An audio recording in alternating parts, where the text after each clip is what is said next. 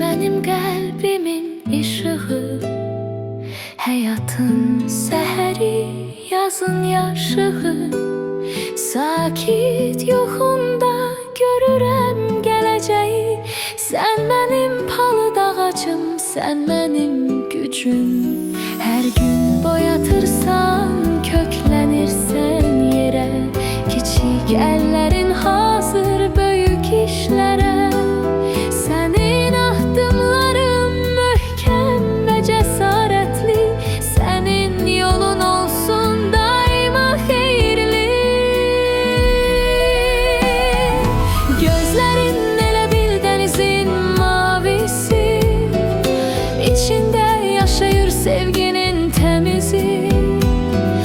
Səninlə keçən hər an dəyərlidir. Sən mənim sirdaşım, sən mənim əzizim. Qoy bütün çətinliklər səndən uzaq olsun. Hər arzun, hər diləyin gerçək olsun. Mən səninlə fəxr edirəm, əyilmə heç vaxt.